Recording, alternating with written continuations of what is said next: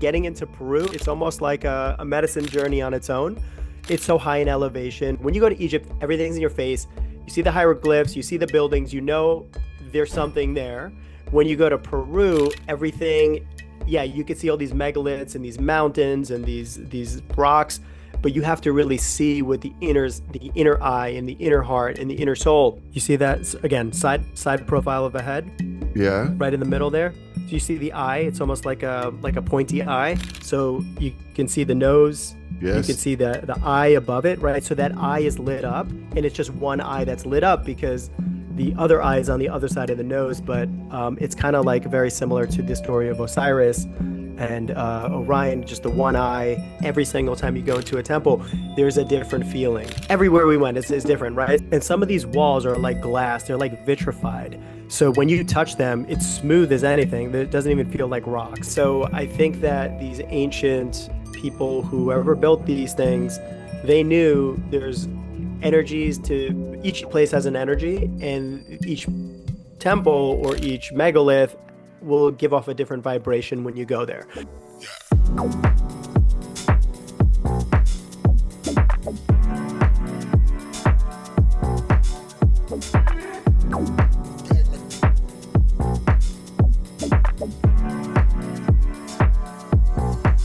Well, today on Elevated Conversations, I have the great pleasure of being able to chat to a great friend of mine.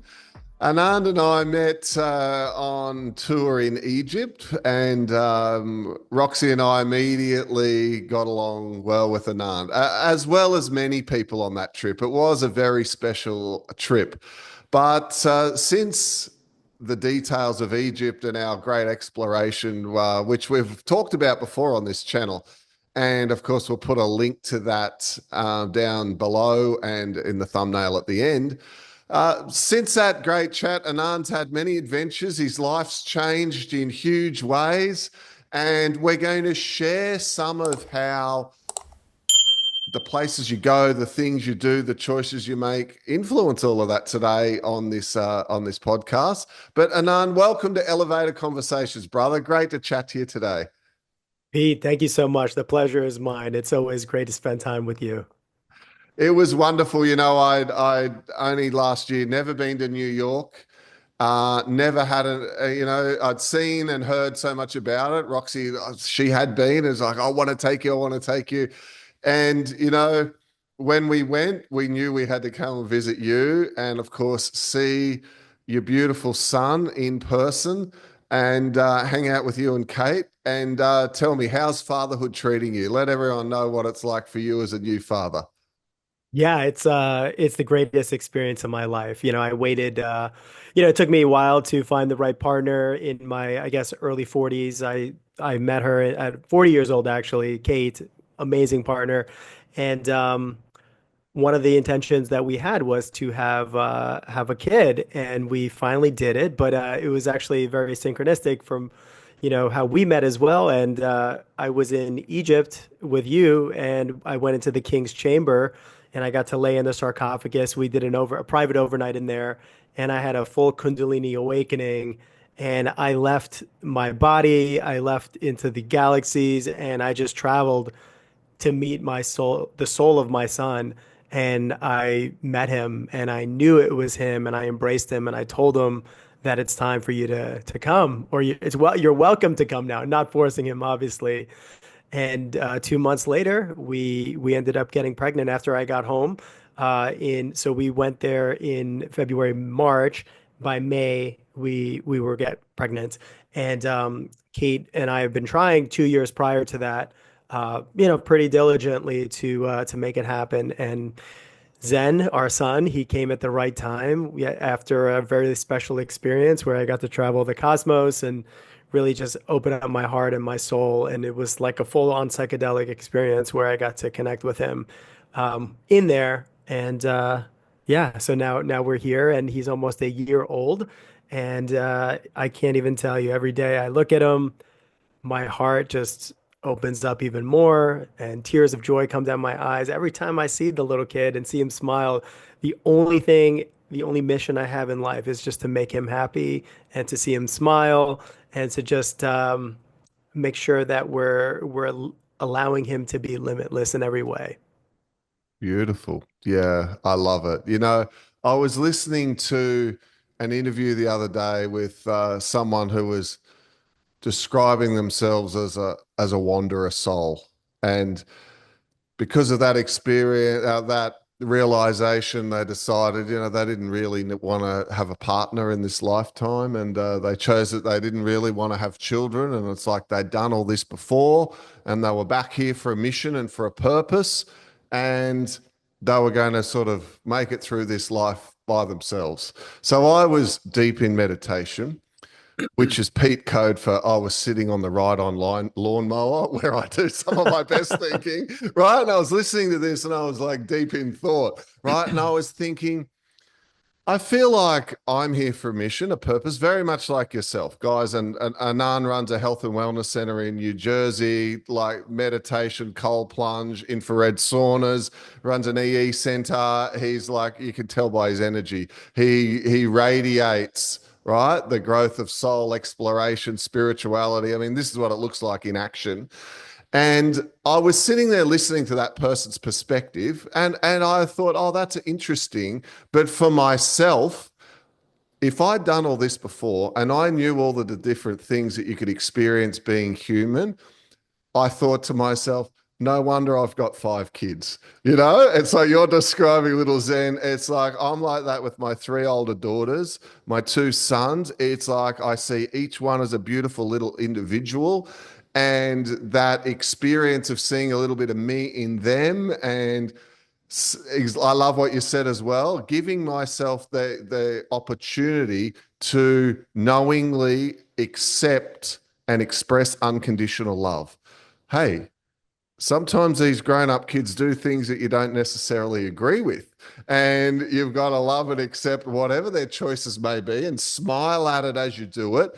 But I had that reflection when I was thinking about it. And for yourself, like obviously, you know like me, you're not normal. I love saying that to We're people. weirdos. Who wants to be normal, right? It's like we know we're here doing something to try and be of service to others. It's like there would have been a time in your life, my life, where we went, hey, hang on, no more service to self, service to others. And in doing that, I'm so happy to see you just glowing, having this opportunity to, share your love with your son, and of course, for other people, their dogs, their cats, or their kids, they have that same opportunity to feel that love. But certainly, that's a thing that we can come into experience. Before we got on the call, I was talking about how often people have a feeling, a calling to visit certain places on the planet. And I just find it in conversations. And often one that comes up for people is a lot of people want to go to Africa. I had a lot of people, myself included, I've been to Africa numerous times. I would go back, right? I want to take Roxy to Africa, go on a safari in the afternoon with the boys, watch the animals. I don't know, there's something about knowing that at any minute something could run out of the forest and attack you. It's kind of cool. And it's a beautiful place, very ancient feel to it. But Egypt, Peru, and Hawaii often come up for people as well. Now, I've been to Africa, and of course, we met in Egypt, and I'd been to Egypt once before. Let's talk today about Peru, this Peru experience. Incidentally, a lot of these places we often get called to when people are on a bit of a spiritual journey are energy centers of the planet. We should talk about that as well, right? It's like when Roxy went to Absolutely. Uluru, right? And she went out to the center of Australia, visited Uluru, Ayers Rock. For her, there were tears. It was emotional. Her whole cycle reset now is aligned in with full moon and birthing caves, amazing experiences. Let's start with that and the energy of the planet, Anand, because I know you know quite a bit about that. Yeah, I mean, there's a reason why these places or these ancient megalithic sites, the ancient wisdom keepers that had this knowledge, put these places in certain geographical regions, in certain longitude and latitudes. I'm no expert by any means, but when you go to these places, you absolutely feel them. When I was growing up, I'd always go to India, and there's so many amazing places to go see, temples and whatnot. And every single time you go into a temple, there's a different feeling. Just like when we went to Egypt, you would go into these different sites all around the country. We went up and down the Nile, and each one, like for instance, the King's Chamber, there was just such a powerful vibratory energy when you go in. And like I felt like shit. I was there many lifetimes and it's very familiar. We went to Dendera, which is the Hathor temple. There was just this feeling of the goddess energy and tapping into your divine feminine and the creation of life and wisdom and knowledge. And everywhere we went is different, right? So I think that these ancient people, whoever built these things, they knew there's energies to each place has an energy, and each temple or each megalith will give off a different vibration when you go there. So I do believe that a lot of them are healing chambers when you go inside of them, and no different when I went to Peru. Peru is unbelievable. And, just going back to the calling that we had, right? So when I was very young, in my, fourth and fifth years, I started watching all these movies like Indiana Jones. And that like turned me on, it activated me. And I just knew that I had some connection to these ancient sites and this ancient knowledge. And I wanted to bring this ancient knowledge and bring it to this current timeline. And not a lot of kids think about that. Maybe they do. I don't know. It's just for me, I was activated at that time. I just didn't know, or I didn't have the experience of how to like, kind of play it out. But I've always kept that in the back of my mind. And anytime they talked about like, on the TV shows, ancient aliens and all these kind of, it just opened up my mind so much that I wanted to continue to go down this path of learning, learning, learning, and then going to visit these sites. So back in 2006, when I first started getting into the law of attraction, I created this vision board of all the places that I wanted to go visit. And Egypt was number one, Peru was number two, and I had many other ones, Australia, and I lived in Australia. I went to Uluru and had so many amazing experiences around the world. But yeah, like all of these places on my vision boards are all related to ancient sites. Turkey is another one that I want to go to, and still I haven't gone, but it was on my vision board from them. So how did I know? Maybe my subconscious, my spiritual sense knew I needed to go and visit these sites to activate certain aspects of myself and unlock certain codes, I would say. So with Egypt, it's pretty powerful. When you go there, obviously you see the hieroglyphs and it's so in your face. And this is something that one of the girls that was on our trip to Egypt, she also went to Peru with us. Her name is Luna. She's the astrologer that was on the tour with us. She said it at the end of the tour. It just clicked everything for me. She's like, when you go to Egypt, everything's in your face. You see the hieroglyphs, you see the buildings, you know there's something there. When you go to Peru, everything, yeah, you can see all these megaliths and these mountains and these rocks, but you have to really see with the inner eye and the inner heart and the inner soul. You'll start seeing faces in the mountains, and I saw them in literally every mountain. Every rock that we saw that was carved, there was inscriptions. So there was these like hidden flower of life or staff of Hermes or constellations and things like that. So it was such a different experience because yeah, like when you go to Egypt, I think there are like QR codes on the walls, like you're kind of picking up all of the hieroglyphs of the knowledge and everything like that download into your system. But with Peru, it's so subtle, but it's so powerful. And every site that we went to was kind of a different experience, and there was so much to glean from each one of the sites, and I can kind of go into them. I'm not an expert by any means on the different sites and the names and all that kind of stuff, but I took some notes, and I do have some pictures and videos that I can show everybody as we get deeper into it. Yeah, and I think that'd be wonderful because, you know, we're not a tour channel, it's not about tourism and etc. However, you can give us the spiritual experience firsthand for yourself, right? Because this is a recent trip for you. And I think a lot of people are going to be really interested because it's like it's on the list. I want to go to Peru. It's certainly something that I know that I'd love to experience. And some of the rituals that go along with connecting in with these sacred places as well, I've heard a lot about. So these are not necessarily like what I would call ayahuasca experiences. There are just spiritual experiences where people hike right up into the mountains and, like you're saying, pick up on what they call the energies of the apuls. The apuls, I think is how they say it. The mountains, right? The rocks, exactly like you're saying. Pick up on those codes and quite amazing. So yeah, let's. What do I need to do to share screen and let's have a look at Yeah. some things. Sounds good. Yeah. So just to give you a little bit of background. So yeah, I was amazing opportunity to travel with Robert Edward Grant again, like we did in Egypt. And since Peru is second on my list, and my wife and I are planning a second kid, I was like, okay, this is the opportunity that I can do it. I can get away. Still, we only got one. We don't have two, so I can go for 12 days. So I didn't really think about it much as the days and weeks were coming to the beginning of the trip. And then all of a sudden, 2 days before we started the trip, obviously I was excited, but I was just so busy with work and all these things. This older lady, she's like 80 something years old. She came into my wellness center and I could tell there's some connection. We have to have this conversation. English wasn't her first language. Her name is Leilani. And I was like, where are you from? And she says, Peru. And I said, huh, okay, I'm going to Peru. And then her eyes lit up and she started telling me about this experience that her great grandfather had. Great grandfather was from Peru in the Cusco mountain area region.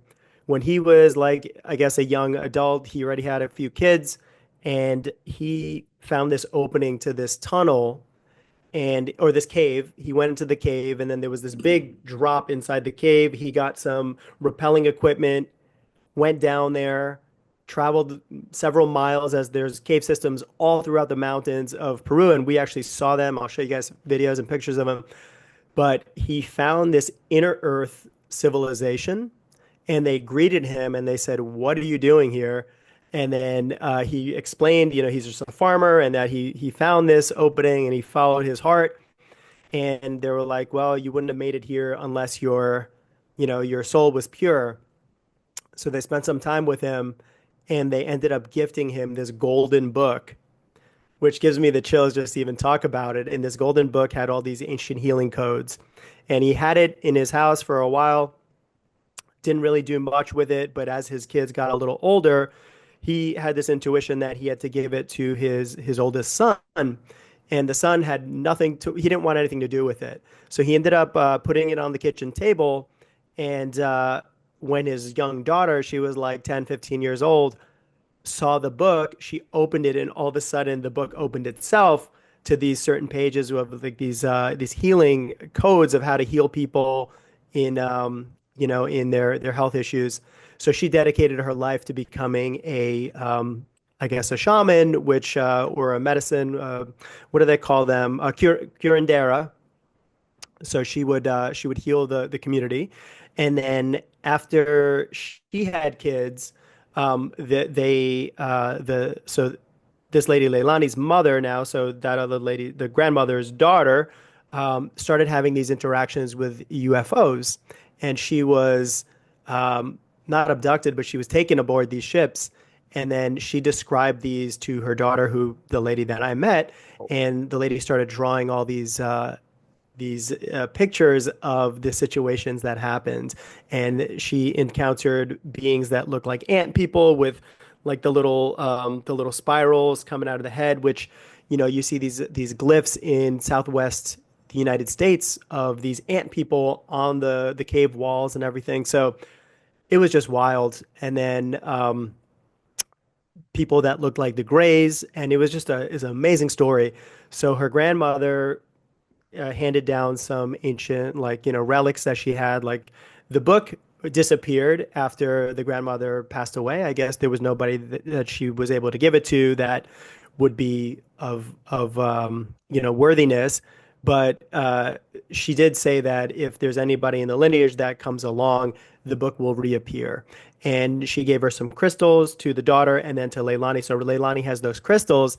And she was telling me at the end of the story, she says, I'm so grateful that I got to talk to you because I don't have anyone to share this with. And I just felt like I can open up to you, and that um, she wanted to give me these crystals when she passes away, because she says she's not in good health and everything like that. So actually, I haven't spoken to her since that one time that we met, but I'll give her a call just to follow up, see how she's doing, and tell her about our experience in Peru, because pretty magical, right? The synchronicities that happen when you just kind of open yourself up to magic on a daily basis. I know you guys experience magic. I experience magic.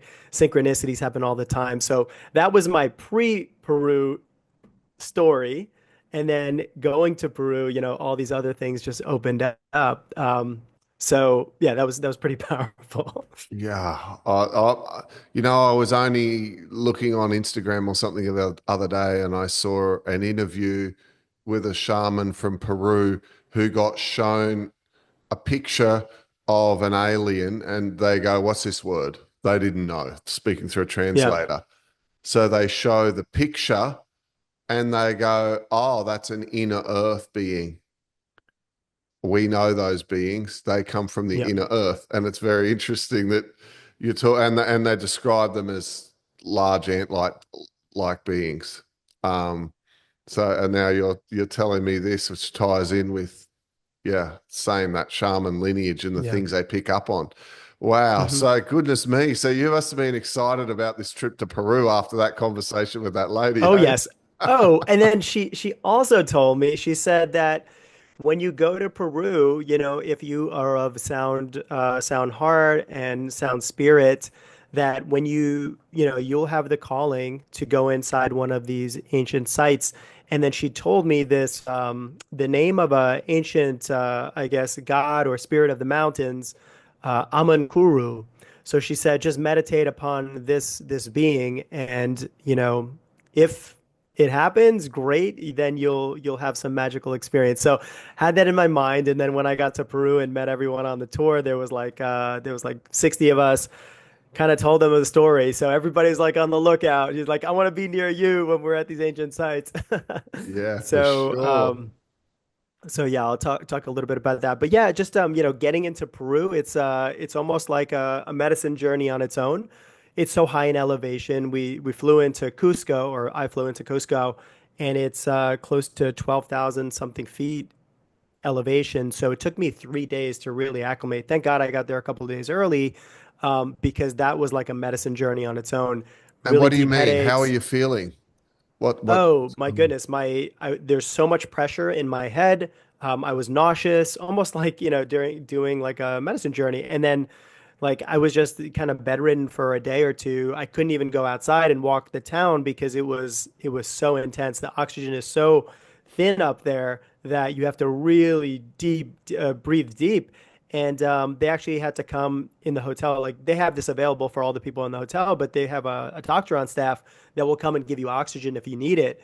And when they did my blood oxygen, they saw that it was like super low compared to where it needed to be. So they gave me oxygen. After that, it was like the second 2.5 days in, I was fine. But just to warn people, when you go there, it is an experience, and make sure you're acclimating properly before you start, going into the serious hikes and everything like that. Yeah.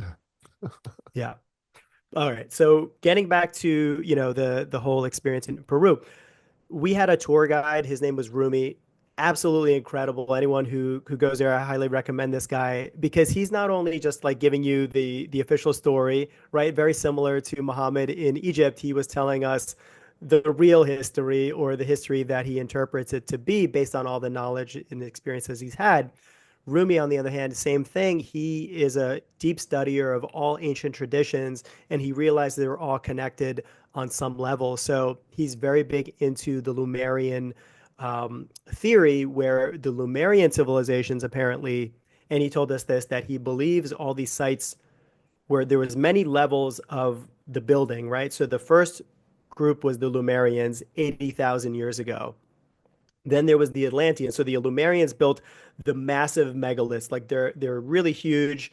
And then the next level was the Atlanteans, which built smaller megaliths. They're still big, but not as big as the Lumerians. So the Atlantean timeline was up until like the Younger Dryas. A lot of people consider like 12,000 or 13,000 BC is when that ended.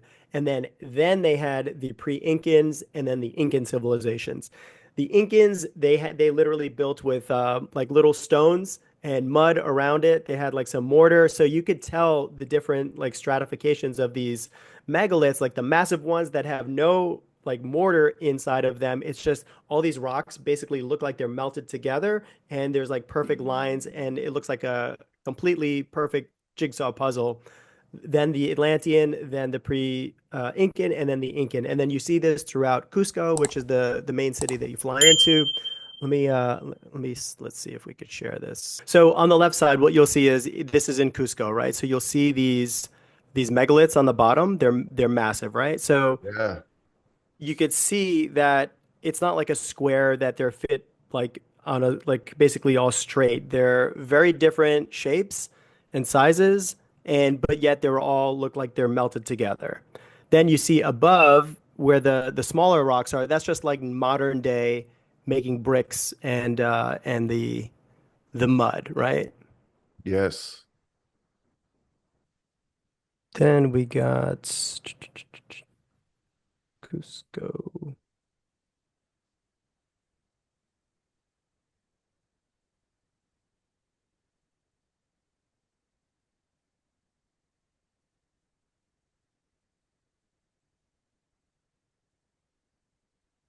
All right. So this is another example.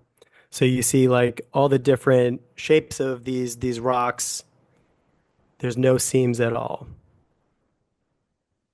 It's amazing, isn't it? Really, when you're like, Yeah. holy heck. This is okay, so I want to show you this one, which is really amazing. Okay.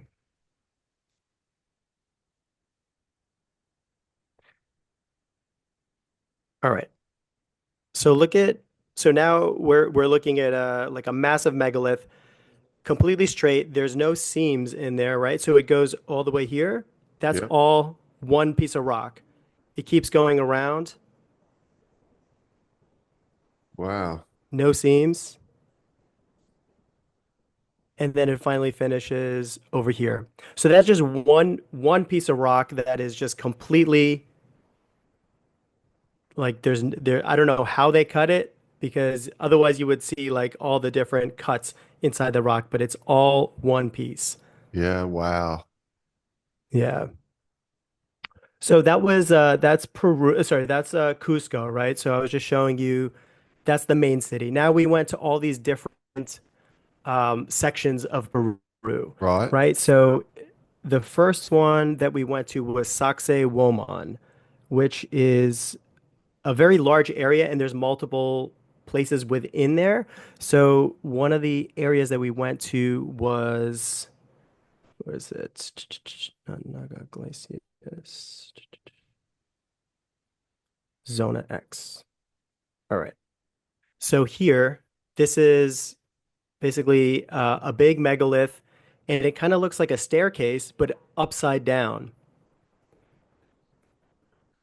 Do you see that? Yeah. Yeah. Yeah. Well, it's odd. Huh? Yeah, so it's almost like some kind of weapon that blew this thing up and then flipped it on its side. So you could see how it's completely straight lines, these almost these steps, but yeah, just completely upside down. So how they did that, I have no idea what happened there. No And the idea. cuts out of the rock, even in the background behind the guy, like where the Yeah. those rocks have just had chunks cut out of them. Yes. And then now this gets into something even more amazing. So let's see. Are you able to see this? Yes. Yeah. Okay. So if you're looking at it from the right side angle, it's known as the face of Viracocha. Viracocha is one of the gods Hmm. and also known as the face of Orion. It's kind of one and the same. But on the winter solstice, and the winter solstice is basically the opposite, just like you guys are in the southern hemisphere. For us, the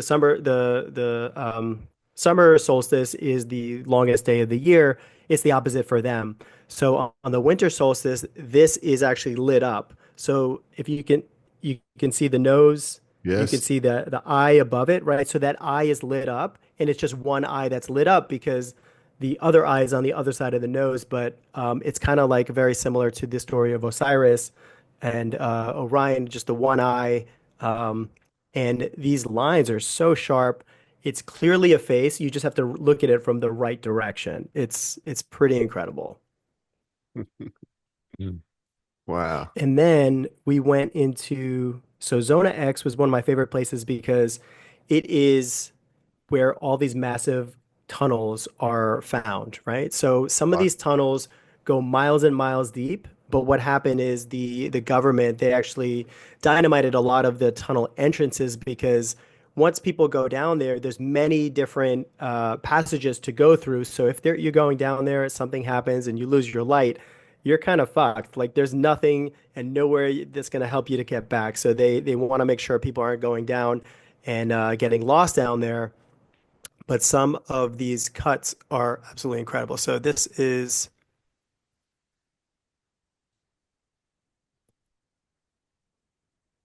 one. Let me show you the other one that I had.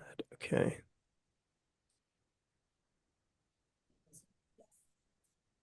Okay, so this is like a staircase Yeah. going down.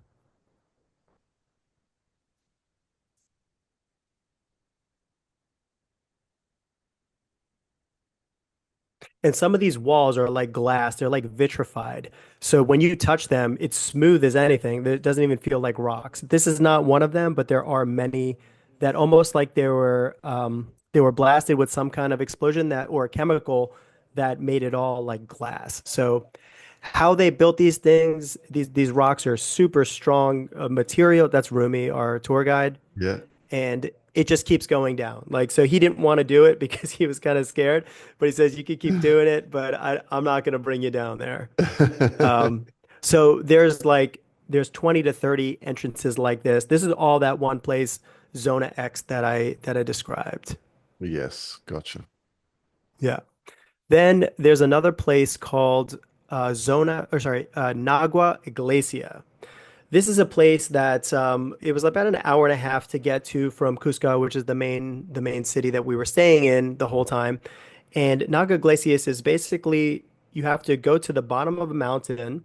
There's a staircase that brings you literally straight elevated up, and then from there, there's this little cave system that you go inside, and then you can start seeing what's there. And how they found this, I have no idea because it's almost very hidden.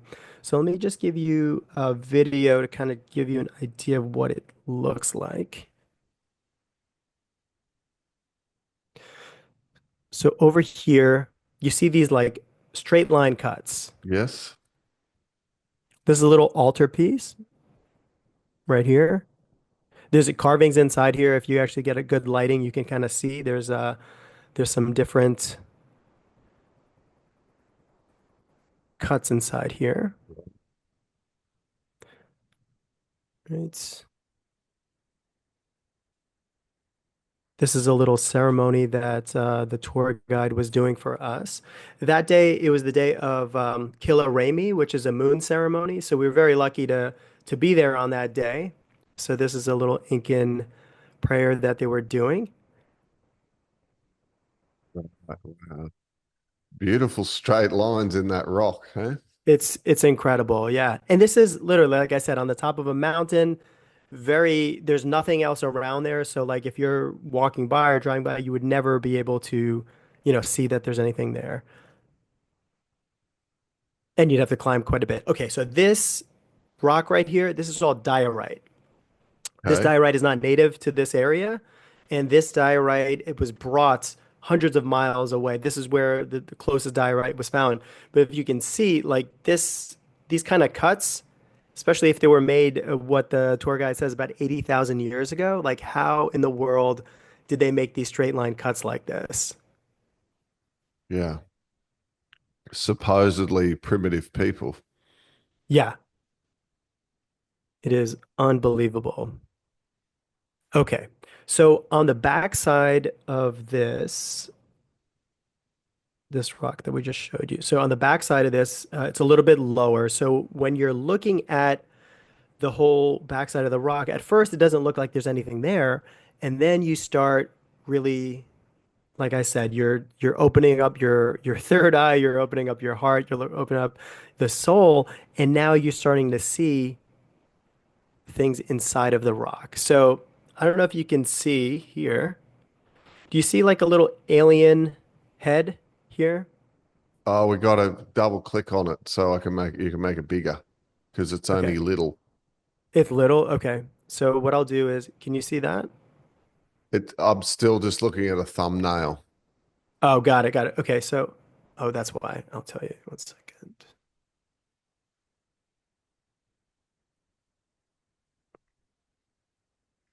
Okay. You see Okay. this? Now I see it. Yes. Yeah. So straight in the center, it's almost like a diamond shape. You could see like a little alien face. Sorry, it's hard to, I have it on Like preview mode. chin, big eyes, narrow Big chin. eyes, two big Yeah. eyes, little mouth, Yeah, gotcha.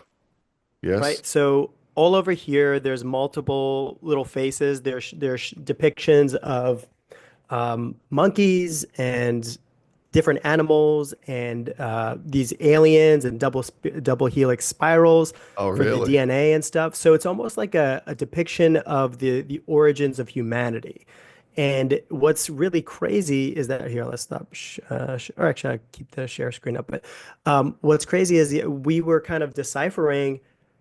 There was a whole timeline of humanity, and especially if this was done 80,000 years ago, or even 13,000 years ago, then it shows that, yeah, there could have been some kind of interactions between aliens coming down, splicing DNA, working with the monkeys that are, on Earth, and then creating this human race. I mean, this is just one interpretation, but all these movies that you see, Ancient Aliens, a lot of the depictions that researchers are coming to the conclusions of is that this all matches, right? So like when we're here, it's almost like you're on a different planet seeing these things when you see these hieroglyphs, or not the hieroglyphs, but these megaliths, and then the carvings inside there. It's just absolutely wild.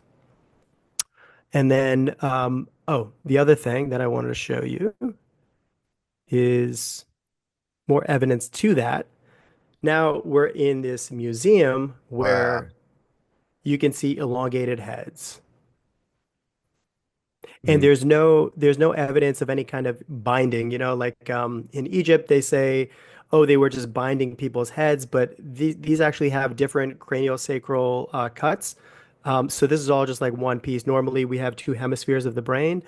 This is actually there was like a hammer that was broken at the top, but actually it's just all one piece, Wow. which is very different than what we have as humans. This is another piece right here, or two other elongated skulls right here. They look large too. Yeah. Yeah, these two. So the first one I showed you, it looked like a child. These are more adults. Yep. So, okay. So then the next place I could show you is, I mean, Machu Picchu is pretty incredible as well. Oh, let me just show you a couple more things. So we have a face in the rock here. So can you see that? Mm, yeah. Show me the eyes. Yeah, one sec. Okay, so all right, so trying to see what your view is. So you Yeah, can I can see see it there's pretty one big. one big eye on the right Yeah, got side. that. Sorry, in the Yes. middle, right? So it's almost like a side profile. Then you see like a nose, little, little below that, and then just like a more of a pointy chin. So it's like a side profile. You see one side of the face. Oh, okay. I can on the edit, I can kind of like do a little depiction of it. Sorry. Okay. And then faces in the rocks. Okay, so this is another location that we saw. Boom. So, do you see this like this one rock with it's almost like a brown square inside of it? Yes. Yes. So that is like that's like a face. That Hmm. brown square is the mouth, and then Yeah, above got it. that you'll see the two eyes. Yes, I can And see then that. directly to the left of that, now you'll see another side profile of a like a human face with a almost like an Incan headdress. Yeah, right. Wow. Can you see that? Yes. Yeah, so like I said, it's not immediately apparent when you just look at it like that, but you have to kind of just spend a little bit of time. And once you open up to one, then you see another, and then another, and then another. It's just they just keep coming at you.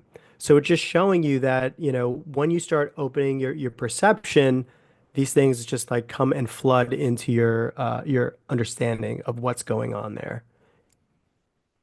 There is another video I wanted to show you. Okay.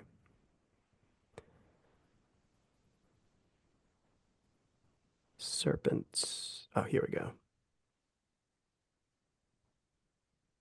Okay, so this is Robert I. Grant talking about it. All right, so do you see on the left side, it's almost look like these stairs on the left Yes. side? Okay, Yes. so keep following that down, and there's like a little pointy Yes. tail at the bottom, Right. right? So go all the way up Mm-hmm. and follow the stairs, all the way to that That's the head, pointy is it? The head head. and the mouth and the eye. I Yeah. can see. So Yes. basically, the head and the mouth and the eye. It's like a snake traveling up the mountain, Got it. Yes. I see that. right? That's a little, and even you could see the scaling of the snake Oh, on the yeah. head.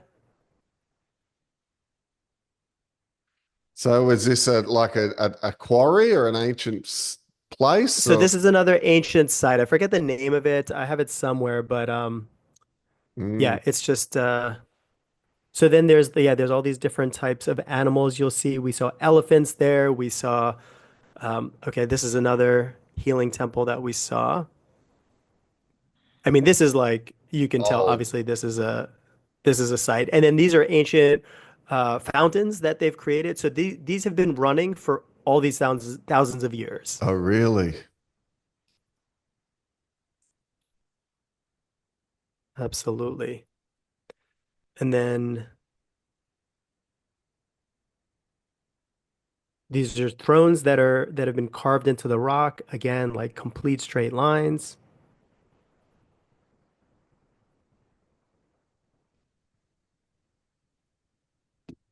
different temple complexes.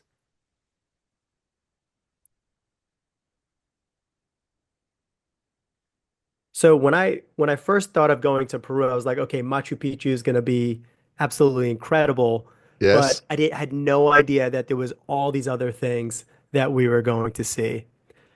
This right here is in Machu Picchu. You see that again, side profile of a head Yeah. right in the middle there. So you see the eye, it's almost like a pointy eye, Yes. Square and then jaw kind of looking. square Flat jaw, yeah, nose. like a sharp Yeah. nose. Yep, and then square jaw exactly. And then again, the headdress on the top of the head.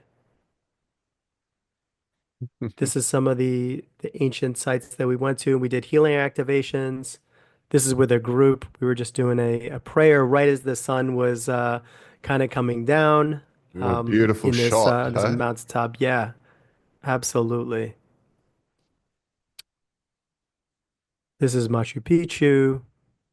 Just different scenes. Now, the thing with Machu Picchu, we weren't able to explore as much as I would have liked to.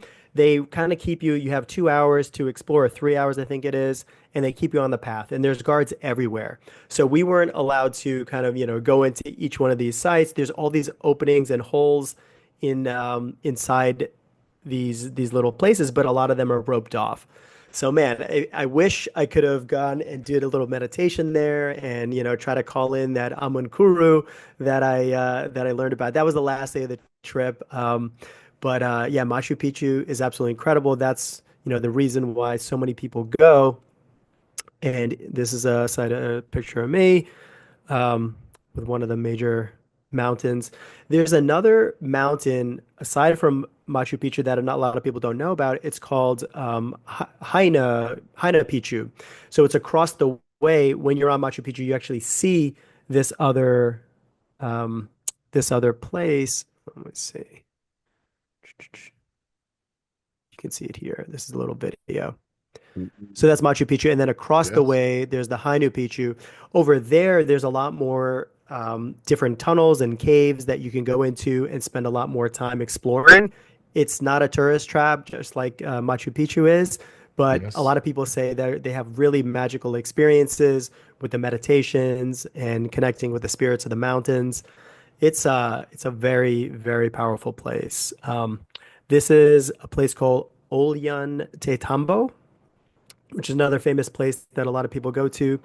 Over here, we were blessed to see a double rainbow. Can you see that? Yeah. Wow. Beautiful. Yeah, just as we were doing a meditation, we did actually a human Merkaba where we all were holding hands and doing a prayer while this rainbow was going on. The sun was out and it was also raining as well at the same time. So, these are some of the, I don't want to bore you with all the videos and the pictures, but wanted to kind of just give you an idea of what the visuals were because when you go there, it almost seems like and it feels like you're on a different planet. Yeah. And what tell us about the traveling around? Is it long day outings or do you move from town to town and stay there and have an Mhm. experience? Like how's it logistically, what's it like moving around in Peru? Yeah. So logistically, actually, it was one of I actually preferred this method. So we stayed in one place the whole time. So it's not like we had to get up and get out into a different hotel every single day. We stayed in Cusco, and every day we took a couple of day trips. So there was a lot of things to do around Cusco. Like only 15 minutes away was Sacsayhuaman, which is one of the major sites there as well. So there's like three or four different sites in Sacsayhuaman that we went to. So we kind of split it up, like maybe two sites a day. There was some sites that took us all day long, right? So we went to Machu Picchu on the last day. It was like a 2 hour train ride there, 3 hours there. Oh, sorry, then another half hour to get to the top of the mountain on the bus, and then 3 hours there, and then we did the reverse. So it was a very long day the whole time. Some people actually stay in the hotels in the Machu Picchu area, but it was not necessary for us. It was really convenient. Versus, when we went to Egypt, we stayed in this beautiful hotel, one of the nicest hotels. The what was it? The in Cairo that we stayed, the Mina Nina, that's it. Yeah. the Mina house, right? So the beautiful views of the pyramids, and then a day later we got to leave. We're on a flight, and then we take a boat, and we're on a boat for 7 days. Then we go to another hotel, and then so it was a lot to do, even though we got to see some amazing things. But yeah, I love the fact that we were based in one place. And then we just did day trips everywhere. So, obviously there's a lot to see in Peru. There's the rainforest, there's Lake Titicaca, there's the Nazca lines.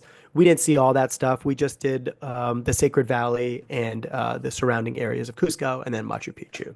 But Uh, everything is doable. We were there for, I think it was 9 days, 10 days, something like that. We got to see everything. And a lot of sites that actually were not permitted to the general public, like that Zona X place that I was showing you with all the tunnels and everything. oh, right. Yeah, wonderful. I didn't feel like I'd seen that. And the flipped over staircase. Haven't seen that before. That's interesting. Yeah. Yeah, amazing.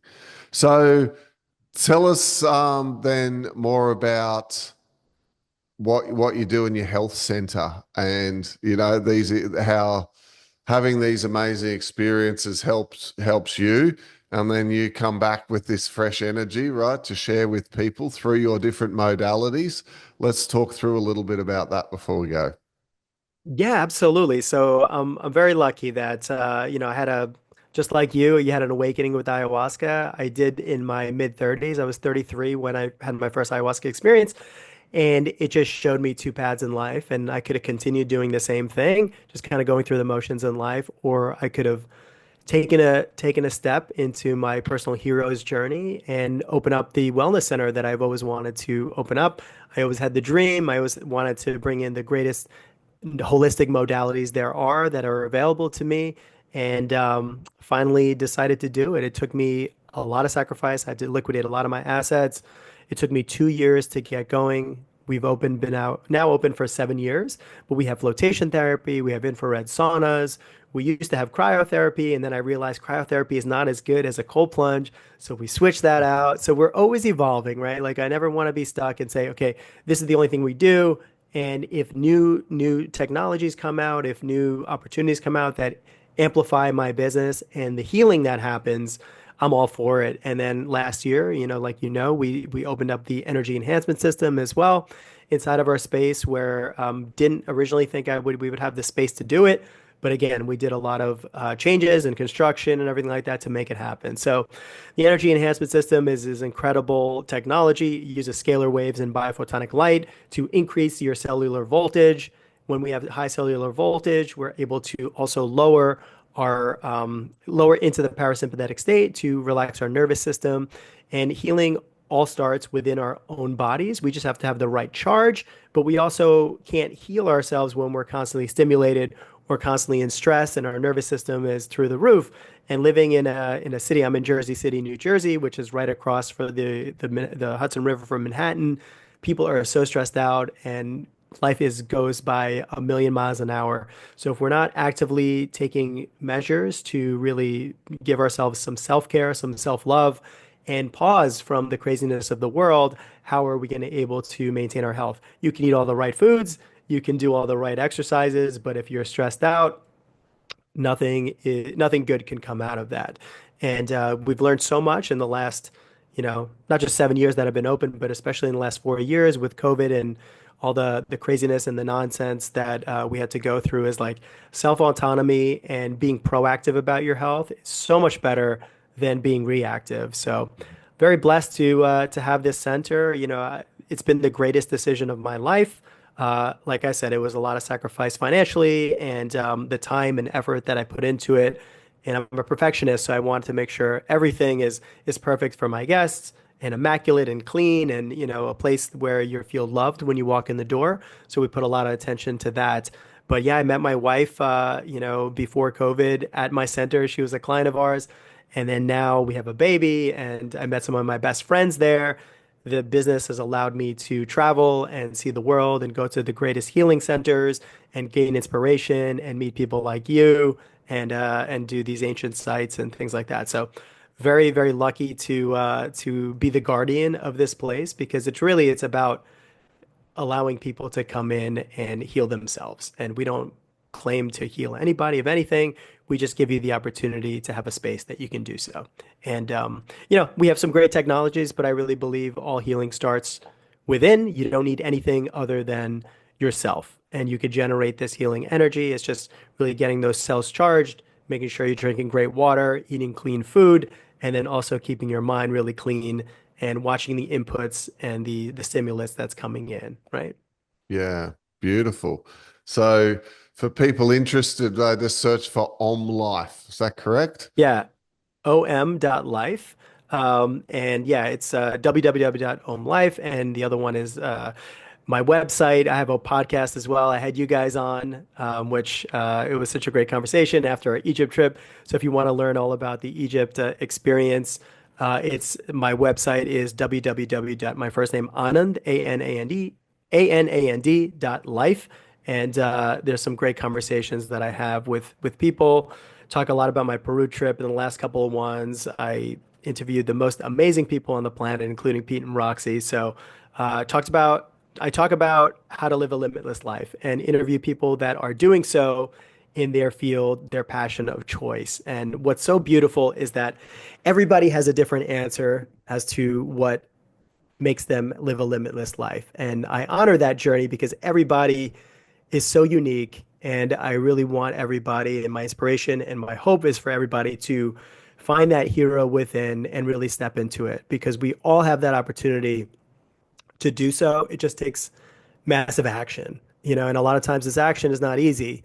And stepping out of your comfort zone is not easy. Trust me, every time I do it, I think to myself, do I really want to do this?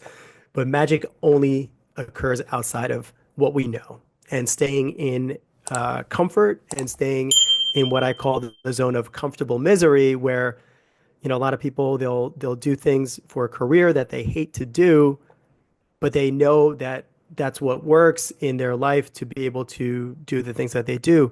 But if you just take a step out and see from a different perspective, is this something that you want to continue to do the rest of your life? Or do you want to start going after your happiness and what brings you bliss and what brings you joy and the people that bring you bliss and joy? So, we have the opportunity to change our life at any moment. I'm a living example of that. I was miserable for a really long time. I was unhappy. But the thing is, I also wasn't doing anything for anyone else. And once I start doing things for other people and living in service to others rather than service to self, like Pete and Roxy talk about a lot of times, it's impossible when you're seeing the happiness at somebody's face of how you help them. It's impossible for you to start feeling bad for yourself because you realize we're all connected. And if we can light somebody up with our energy and our light, and then they can do that for other people, then we're really making a shift in the world. So that's really what I'm here for, is just to bring bliss into my own life, into my family's life, into other people's life. And yeah, that's really it, what it comes down to. Beautifully said, Anand. And thank you again for coming on and sharing that wonderful information with us. And yeah, man, I look forward to chatting again real soon. Love you, buddy. Thank you so much.